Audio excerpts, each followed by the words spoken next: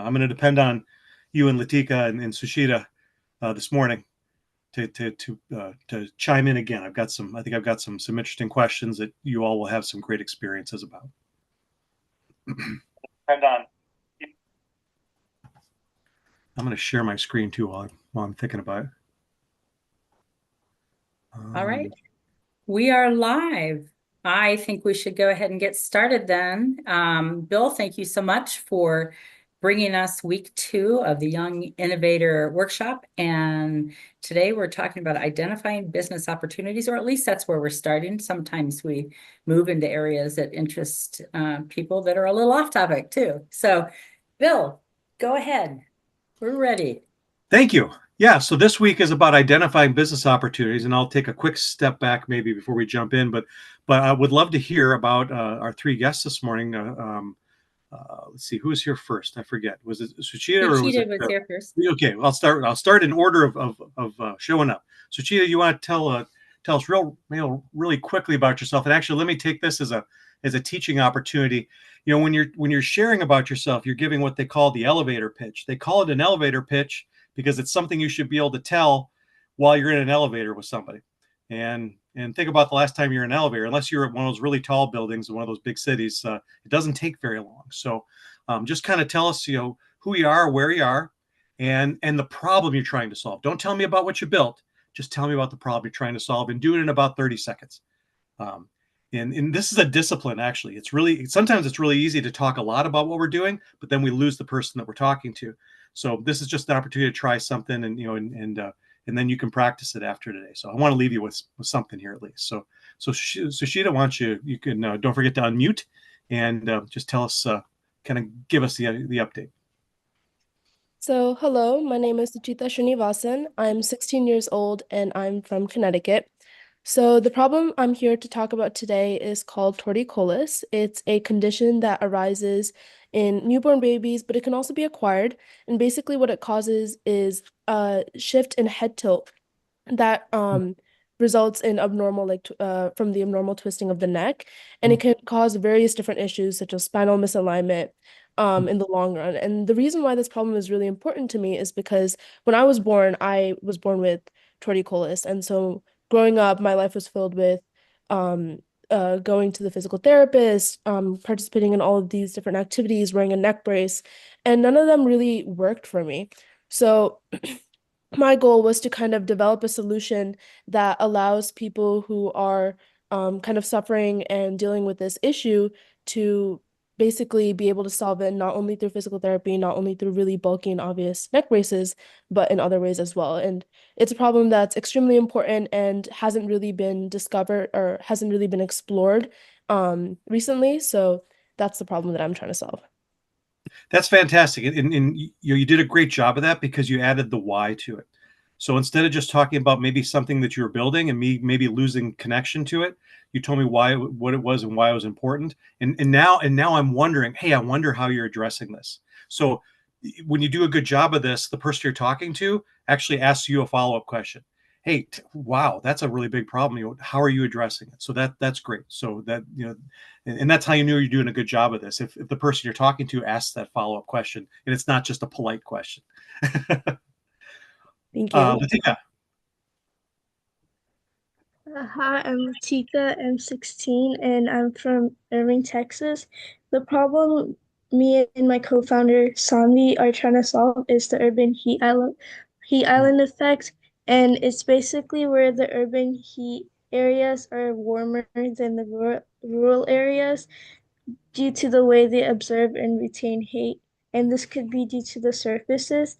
And the reason we're trying to solve it is because Sanvi experienced it in a personal level, but also I think it's like a unifying experience for like people all over the world. Because like especially like in the summer, I think everyone experiences like the increasing heat and the temperatures that are rising. So we wanted to help reduce it and make it a comfortable place for everyone to live.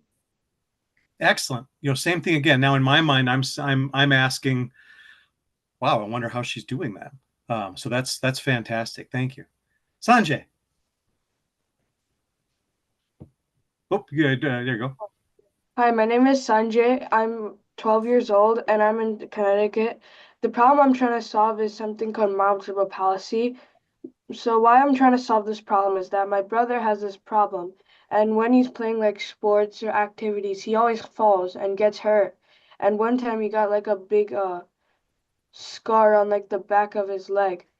So because of that, I'm trying to create I'm trying to create a solution that would help to stop this problem to create from creating more problems.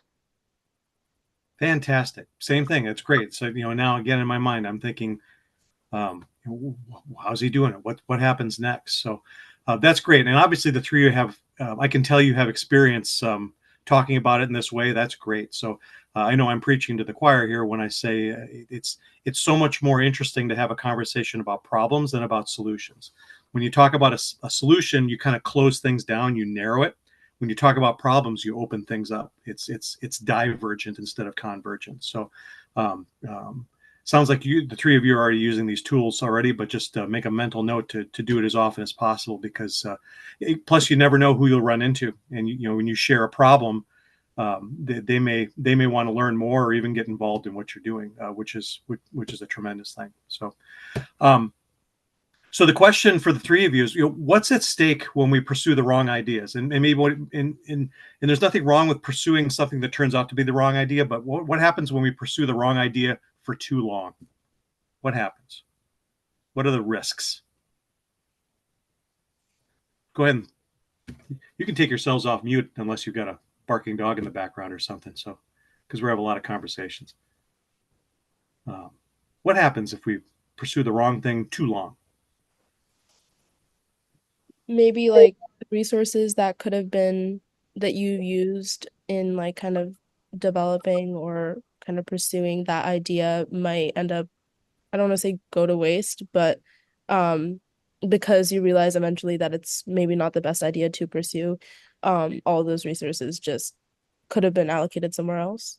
Absolutely. Yeah, you used the important word, waste. That's a big company. If you ever work at a big company, they'll always be talking about waste and how to eliminate or how to minimize it. And you can never eliminate waste, but what you can do is you can reduce the risk of wasting a lot.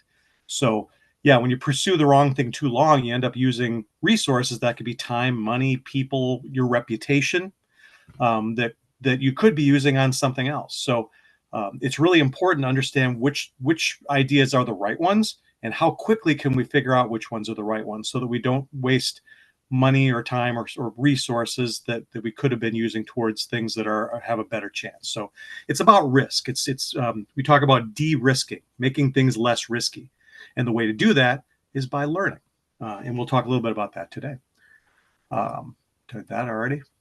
So last week we talked about how to look at the world in terms of problems, not necessarily things to build.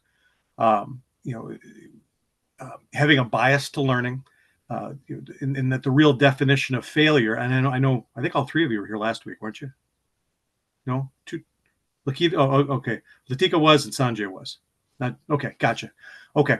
Um, and the real definition of failure isn't not being whatever successful means with your idea. It's failing to learn. So that risk in building the wrong thing, or following the wrong thing too long, is that that's a failure, because you could have learned much sooner and then moved on to the next thing, and that's success.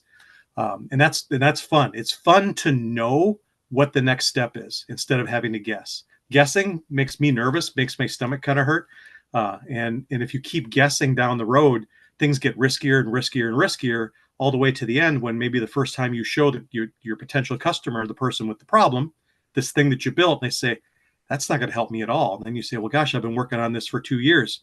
What do I do now? That would be failure in my world. Whereas success would be in a week showing them a picture of the thing that you thought about building, and them saying, oh, sorry, that's not going to help me at all. Now you spent 5 cents on your solution, because that's how much a piece of paper costs. And then finally, letting go of pet ideas for personal or for real customer problems. So um, there's something called the founder's effect. Sometimes, when the founder of a company has this idea they think is fantastic, and they're really emotionally attached to it, sometimes it can prevent them from seeing it for it maybe not being as good an idea as they thought. So when you stay focused on your customer, then it's easy to let go of the idea that you had and instead change it to what the customer is telling you that they need. So that's kind of what we did last week. And I got to go to the next one. So this week, we're going to identify business opportunities. Which are the right ones? What tools do we use to identify them?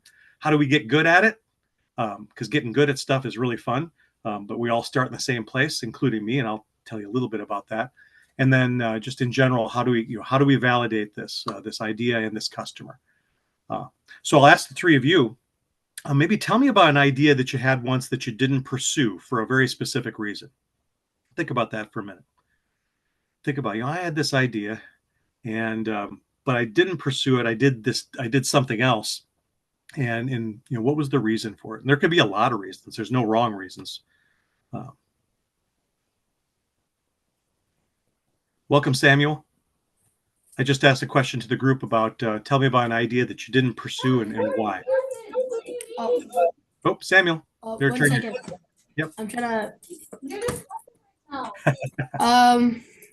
an idea that I've did pursue. An idea that you didn't pursue and why. I had this idea for this event. It was called Roadrunners. It was basically a high-tech car where other cars could pass through the bottom so that it would not cause traffic. I made a very big mistake, which was I found myself a problem and then solved it. What you're supposed to do is you ask other people and then find a problem from there, not just find your own problem. So because of that, I asked a few people about it, and they said it was probably a bad idea because there was just a lot of flaws in it. After we asked parents, friends, I think a few teachers, because first of all, the roads, they could be very different, which would be very bad too. And it just wasn't a good idea. Yeah.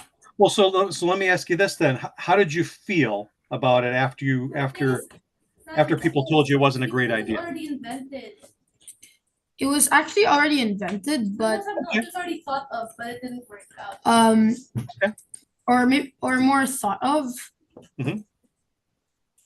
But turns out, after researching a little bit more, that idea failed miserably. Interesting. So you probably felt good that you didn't spend a lot of time and your reputation on it then. We learned a lot from. We did spend a big chunk amount of time, but we also now know how to get an idea. We learn from it. We learn from our mistakes. Well, and then based on what we were just talking about, that sounds like success to me. So success is any time that you learn something and you don't have to spend a lot to do it. So thank you so much. Sushita, Sanjay, Latika, Alira, you want to share about an idea that you had that you didn't pursue?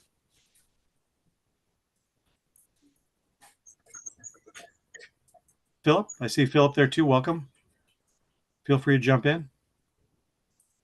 Doesn't have to be a big idea. It could be a small one. Did I ever have a business idea? Wait.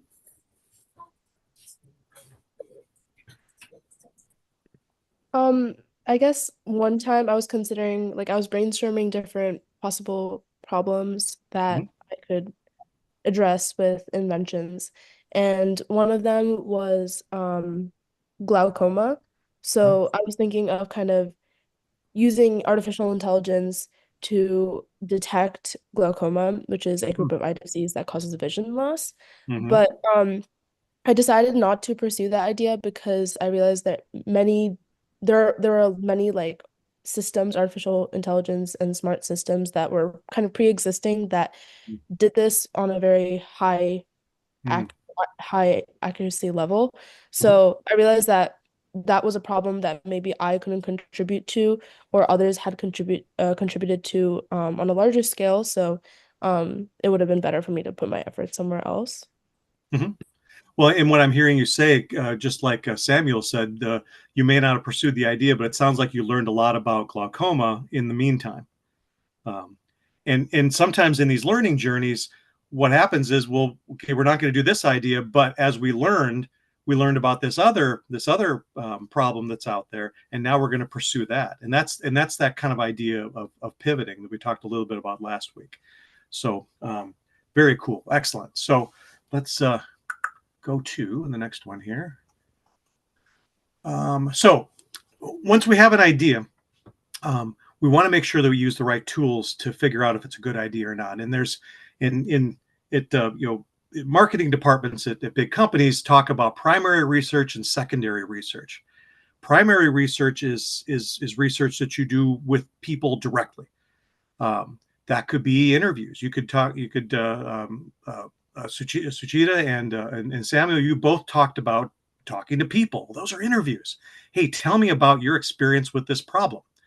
Um, you can send surveys. That's a type of primary research, but I'm always the one that doesn't much care for surveys because the old saying is you can't interview a survey. So, but a survey can be a step zero. You can send out a little questionnaire to a group of people you think might have a problem and say, "Hey, is this a problem for you? How often does it happen? Some things like this, and then learn if it's worth going back and talking to these same people."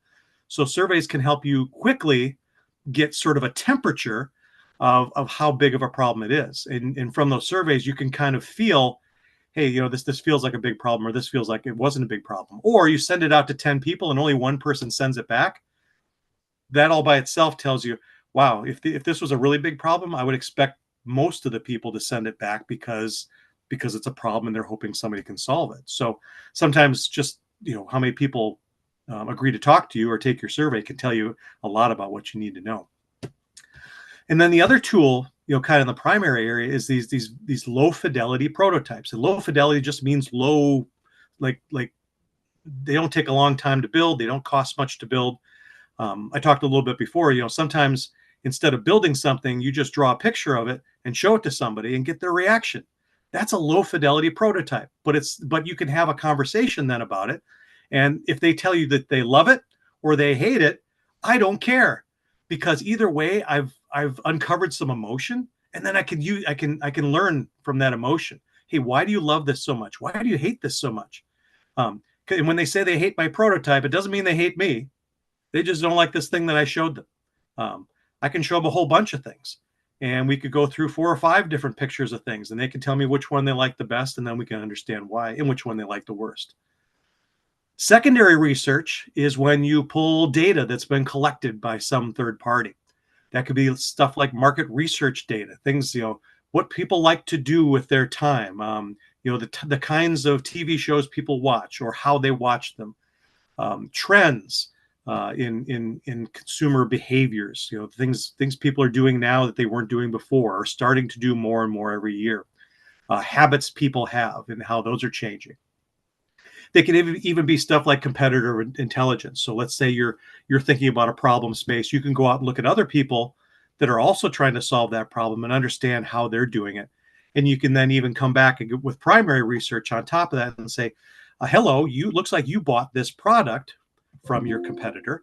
Tell me why you bought this one. How is it working for you? Matter of fact, I worked with a team one time where they bought the competitor's product. They scraped the label off of it and put their own label on it and gave it to some people that was their customer. And then they gave it to them for free and said, hey, we'll give it to you for free if you'll talk to us every couple of days about how this is working for you. And it worked great because they were able to find out what the existing product was missing. Yeah, this product is okay, but it doesn't do this. And then the team was able to say, well, then we need to have this if we're going to be competitive. So great ways to kind of mix these things together. So when you talk about primary research, I'll get maybe some feedback from all of you in a second here, but talking to people can be uncomfortable, especially when it's younger people, maybe talking to adults, because you're uncomfortable. You're not sure, you're not sure if you're saying the right things or whatever. You feel embarrassed or whatever it is. But it's actually very exciting. And what you'll find when you talk to people about problems that they have, it's very addicting. because you have these really great conversations where you learn something and you get excited because now you know something you didn't before, and it feels like it's pushing you down this path. So that's really exciting. Sushita and Samuel, you were talking about talking to people about your ideas. How did that go? What did you learn from those conversations? And anybody else as well? Just jump in. I'll take you in order of who jumps in. I had this like, wait, anyone else try to talk? Yep, you go ahead. So I had this kind of older friend. Mhm. I shared my Roadrunner idea to him, Mhm. and he said something a lot about like how roads work. Like you have roundabouts, Mhm. you have U-turns, and that wouldn't be a great idea. Mhm. At first, I was a bit skeptical. I was like kind of like, of course, I wasn't willing that much to give up on idea I've been working so hard on. But after I talked to also a bit more people, they said it was a really bad idea. But that wasn't where it stopped. They also helped me find a new one. Ah, there you go. That's fantastic, and that's where it gets exciting. Sushita, when you were having those conversations with people, what what did you like about it, or how did you feel after you had those conversations? Um, I think like since I hadn't really developed a solution at that point, it was mostly just like kind of free floating ideas in my head. I Mhm. didn't really have like as much of a connect to the idea as I think maybe Samuel might have had. Mhm. But so when I was talking to people, I was definitely able to be like, okay, that makes sense. Mhm. And I just kind of let the idea go. And like Samuel said, they also helped me come up with new ideas, which Mhm. was really helpful as well. Yeah, when you say "let it go," remind me of an article I wrote for LinkedIn. It was called "Let It Go," and it was about like the movie Frozen. Yeah, just got to let it go. Sometimes you have to let that idea go, and that's great. And that's good sign for you, because that means in the future you're not going to get stuck on ideas either. So that's great. Latika or Philip or Lyra or Sanjay.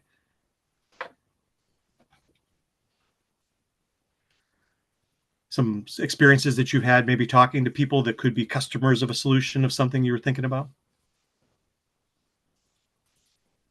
If not, we can keep moving. If you think of something, just jump in. Now, just to tie a kind of bow around this is about secondary research. Is, well, where do I get this data? Well, there isn't like a place on the internet that you can just buy data or to download it for free, really. But there's a lot of resources out there. You can do web searches, and you can go to websites of marketing companies, marketing consultants. You can read their magazines that they have. And in those magazines, people will write articles about, hey, here's something I did, and here's this thing I learned about consumers, and here's where it's going. And then they do all the analysis for you, because they're really, really smart marketing people. And they want to, they're writing an article for other marketing people. So so spend your time, looking around, and you can just type in, hey, especially with AI now, tell me about some websites where I can learn about market research around glaucoma or around transportation. And you'd be surprised that the tools we have today make it so easy to do it, and to do it very quickly, and to do it for almost for free. So that's a great way to get some of that data as well. And you can use that data together. We use the secondary and the primary research together to start building our picture of the customer and the problem, so we can then start building those low fidelity prototypes to test with them. So how do we get good at this? We already talked about getting comfortable talking to people you don't know. That was the biggest problem for me, because I'm really introverted. I'm kind of shy, and I don't like talking to people. But as soon as I started talking to people, I found out that people were really interesting, and they had really interesting things to say about this thing that I was passionate about too. So that was exciting. Start with people you know. And I think, Samuel, you did that. You started with some people you know. That's a great place to start, because it's comfortable, and you don't feel like there's any risk. Um, have a plan. Anytime you have a plan, that helps. So in marketing research, they call it a protocol, but it's the list of questions that you want to ask. And even at the top of that list, you could have a list of things you want to learn. I want to find out if this is a big problem for people. That's right at the top. And then it's like, what are the questions that come out of that? And then you don't have to ask all the questions, and make sure they're open-ended questions. Tell me about a time. How did you feel when? And if you've been paying attention on our webinar this morning, those are the questions I've been asking you. I didn't ask you closed-ended questions, yes or no questions. I've been asking you, tell me about a time. I'm trying to get you to tell me stories, because that's where it gets exciting, is hearing about real things that happen to real people. Sushita, as you're talking about, open up your mind to unexpected relationships and unexpected things. Be surprised. If you're not being surprised when you're talking to people about problems, you're probably not asking deep enough questions. So when you get all that information and you weave it together with your secondary sources and that sort of thing, you end up with an amazing thing called an insight. And an insight is a new belief that you have that's the sum of all the parts that is actionable. It's something that says, hey, this is happening for this reason. And because of that, we might be able to help people in this way or in these ways.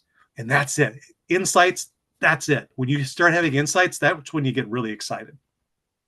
And then you translate those actionable insights into opportunity spaces. Okay, well, if we could help them in this way, what are the things I could show them that they might see as helpful?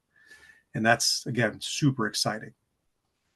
Finally, when you have a list of ideas, maybe you've spent some time with 3 or 4 ideas, and you're not sure which one that you should follow. Well, rank them.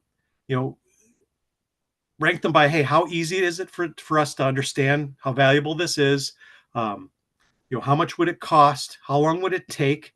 How big is the potential market for this solution?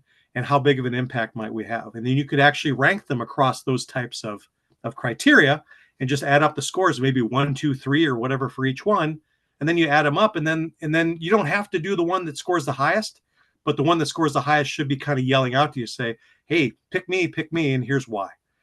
So that's sometimes a way. Sometimes people get overwhelmed. I've got so many ideas. I don't know which one to follow. Well, that's how you do it. You learn about each one of them. You set yourself a budget. I'm going to spend 2 hours learning about each problem, and then you rank them, and then you start where the rankings point to, and that's a great way to clear your mind too, and say, okay, I still have all these great ideas, but I'm going to start with this one because, and then that'll actually help your mind. Trust me, my mind's always got something going on, and I have to clear it out once in a while. So test. Low fidelity, show them a picture of something before you build a thing. Design with your early adopter customer, that person who's got the biggest version of the problem that you see in the world, and let them work with you. Show them something, and then show them the next thing, and show them the next thing until they say, hey, that's just right. So iterate quickly with them. Can you show them something new every 5 minutes or every 5 days, whatever it is? How quickly can you show them the next thing and keep them as part of your design process? And then we talked about the pivot last week, and then we talked already about this week, but pivot when necessary. Got to let it go. Just remember Frozen, let it go. And either try a different customer, a different problem, or a different solution. Don't ever try to, when the customer says no, believe them is one of the sayings I like to use. Because they won't lie to you about not liking something. They'll lie to you about liking something, but not about not liking something. So when they say they don't like it, believe them and find out more. Cool. I stayed a little bit more on schedule this week. What comments do you have? Before we go, wait a minute. Yeah. Before we go, can everyone turn on your camera so we can get a great screenshot? But drop your screen, Bill. Oh, gotcha. Thank you. I always forget I'm doing that. Stop share. There we go. How's that? Philip, are you able to turn on your camera, or Alira? Or both? And then look at the camera. Hi, Philip. Jake Mendelson, turn your camera on. Nobody wants my picture. Okay. This is Alira, my sister. Oh, okay. Hi, Alira. Good to see you. Thanks so much for coming. I really appreciate both of you chiming in this morning. I love your frog. Yes. That's the Pac-Man frog, isn't it? This is the African bullfrog. Ah, okay. It's a little intimidating. That is a lazy looking frog. No, it's an apex predator. It's very active. Okay. He looks like he's had too much to eat.